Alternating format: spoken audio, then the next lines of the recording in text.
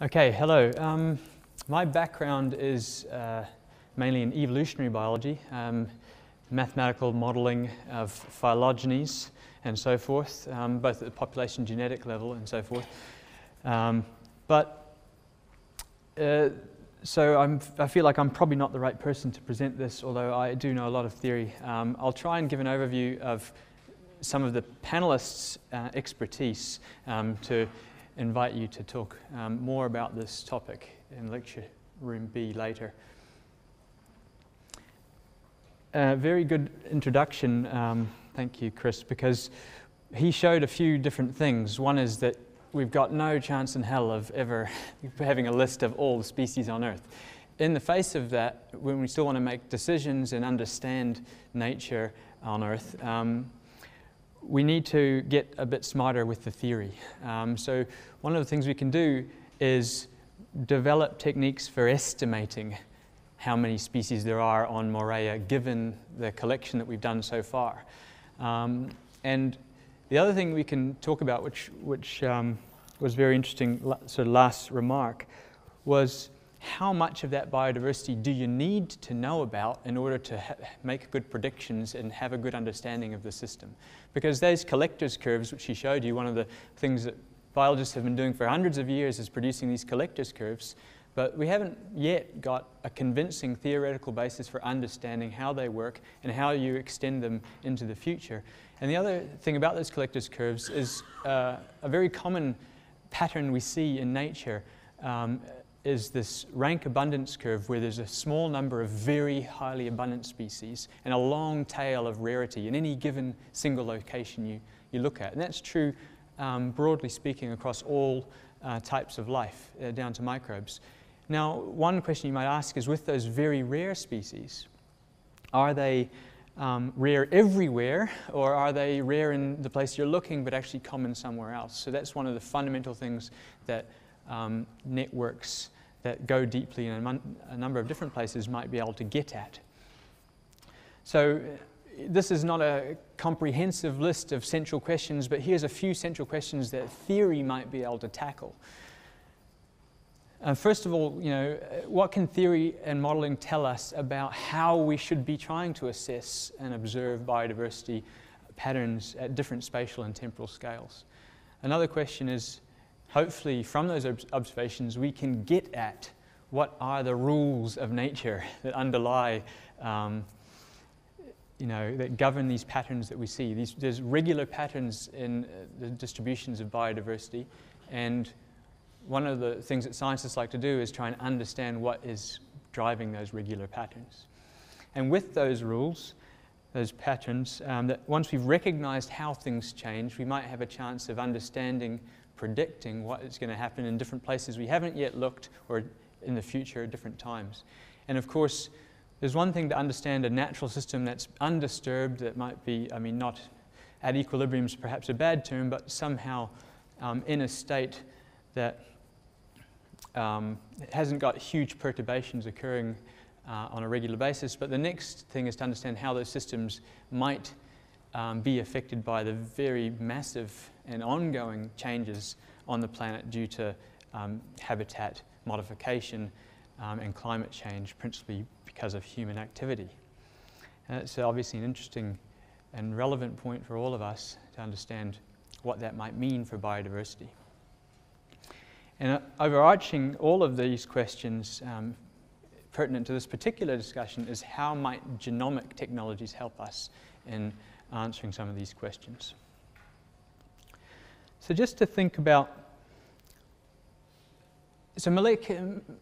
ecology and genomic technologies have been on a collision course for maybe a number of decades now, and they're really starting. This collision's really starting to hit home now. But up until very recently, there was this field of molecular ecology that was principally interested in understanding small groups of species closely related over potentially wide or different geographic scales, from global all the way down to quite local. And so here, this slide sort of summarizes a number of the features that molecular ecologists have been interested in. So you've got different spatial scales. Here we might have a few different sites on the planet, and within a site we might have sampled in some local areas. And we collect some genetic data, maybe traditionally only a single locus, and we might look at these 3 related species, and we find that within the species there's some genetic diversity, so 3 different haplotypes, 1 and 3, and we collect another 3 species at site 2. 2 of the species overlap, and there's some genetic diversity differences, some shared haplotypes and some different haplotypes. And there are a number of parameters that we estimate from this kind of data. We can estimate the beta diversity, which tells you something about how different the composition of individuals in these sites are. The gamma diversity is the total diversity we see across all the sites. Alpha diversity is the species diversity within a site. And then we can estimate population genetic parameters. For instance, between these 2 species, we can, the same species sample at these 2 sites, we can think about how much dispersal limitation or migration is indicated given the similarity of the genotypes. And if you look at sort of some of the kinds of measurements of biodiversity and signatures of macroecological biodiversity, one of them is this decay by distance measure that you often see. So here we've got the species similarity as you move away from these 2 different sites. As the 2 sites get further and further apart, you get less and less shared species, and you get less and less shared haplotypes. So that's sort of that's a framework that many molecular ecologists have operated in across the world, studying their system of interest and a small number of related species. Now, that's quite different from a genomic observatory approach, where you might look quite intensively at a fairly small site, in this case about 30 square kilometers on an offshore island in New Zealand. And we might look at a number of different locations in that site, but at each of those locations we might have an inventory of all of the trees. We might collect genetic samples from all the lichen and the bryophytes. We might collect soil and leaf litter and pitfall traps and traps for reptiles and various ways of sampling some of the other vertebrate diversity from those sites and try and get a picture across the entire ecosystem. Now, I don't know if we're just not as crazy or ambitious or have as much money perhaps as the Americans, but in New Zealand we decided straight away we can't get everything. So what we're going to do is we're going to try and estimate what's there by sampling a good sample of everything. And so that involves some theory. So, I mean, this is something you all should have learned, and, your parents should have told you this, before they told you about sex. But, most of us don't learn it until we're pretty old scientists. They don't teach it in undergrad anymore. But this is what makes a good theory. So, first and foremost, it should be consistent with the observed phenomena, right? So we have a series of macroecological phenomena, and we need to be able to explain those. Our theory needs to match it. Has predictive power, sort of fundamental. If we're going to make use of our theory, we have to be able to use it to say things and make decisions based on what different actions we take would, how they would impact the future based on our models. Applicable to a broad range of phenomena. We have many, even if we're only focused on genomic technologies, there's many different ways to deploy those technologies in terms of measuring biodiversity around us, and those different approaches lead to different types of observations, and the theory can therefore be tested on those different observations and applied to them if it's a good one. And a good theory should be simple in the sense that it's easy to understand and it is composed of pieces that make sense. And it doesn't have an infinite number of tunable parameters, so that there's some chance of getting a broad description of the world around us. So if we want to be consistent with phenomena, what sorts of observations are we talking about when we think about biodiversity, macroecology? So some classic observations are species abundance distributions in an area. And so how many of each individual species do we see? Species area relationship, how does the number of species that we collect change as we increase the area that we sample? And these can also be framed in terms of phylogenetic diversity. We can also think about abundance-occupancy relationships, which I'll show you a picture of. And that really has to do with how the distribution of abundances change as you go from one sample site to the next. And that's therefore related to decays of diversity, as you saw before. And of course, all of that can be done traditionally just by going out and collecting these organisms and looking at them if you have enough time.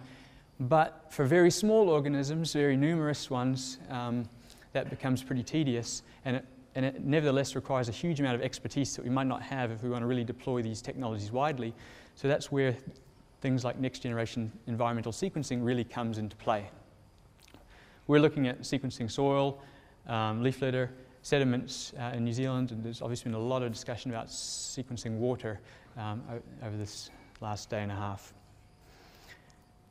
And of course, to the extent you believe it matters, that it has an effect on the diversities we see, there are also a potentially very large number of attendant environmental variables that we need to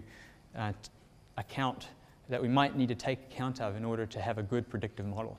And those environmental variables that matter will differ from system to system. So here's a look at a species abundance distribution on the right. You've got abundance on the y-axis, and you've got the rank of species on the x-axis. So this is looking at 450 invertebrate species from Little Barrier Island. And you can see that half of them have appeared once in the data set. Okay, so does it matter? If we didn't know that they were there, would it have an effect on our model? Would it, do those species have an impact when it comes to the total functioning of the ecosystem? What's the total biomass that's occupied by the rare half of your species? Because biomass is going to be some type of measure of impact on the system. This rank abundance curve comes from genetic data. So we haven't actually gone and looked at these species and said this one's in bin 1, this one's in bin 2. We've just taken a CO1 sequence and we've done something to convert that into species. OTU binning is the label for that actually very hard task. Here's another type of ecological data. Here we have what was presented yesterday as an observation contingency table. On the top, in the columns, we have, so this is the other way around from how it was presented yesterday. We have species along the top, in this case species of trees, and down the rows we have different sites that we've sampled the tree diversity at. And those dendrograms are not phylogenetic histories. They're trying to show you the relationships of the rows and the columns in a cluster, so that if two sites are clustered, it's because they have very similar forest types. They have very similar distributions of tree species. If two tree species are clustered, it's because they appear in the same sites. Okay, so this starts to, now this table here, if there were really correlations between species, beyond sort of random noise, that starts to break a lot of the basic macroecological theories that we have, that there are really interactions between species. Because if you think about how niche modeling has been done up until now, it's mainly taking your target species and some environmental variables and trying to map out, using maxent or whatever, the predicted niche of that species without any regard for other species within its community. And so whether or not that assumption of independence between species and their distribution is relevant, this data is relevant to testing that. And what you can see here is that there are some clusters of sites that have very distinctive groups of trees coming together. In this case, this is in New Zealand what we call the Kānuka and Mānuka. They're two Captain Cook called them tea trees. And they tend to be found when there's been regenerating forests after clearing. They don't live as long as the other big canopy trees, so they only usually turn up where there's been forest cleared, and it's a successional forest. The other place that they occur naturally is where there's continuous fire-driven ecology, so that you tend to get the forest burnt down every few decades. So you can see that there's this cluster here that's easily distinguished, even on this very small scale. These are 20 by 20 meter plots, and this whole sample is over just a couple of islands that are very near each other in the Hauraki Gulf. So that's another type of data we want to model. So there's a lot of distributional data that we can model, but there's also potentially trait information that comes with those species. And some of that trait information is hard to collect. You have to look at every single organism.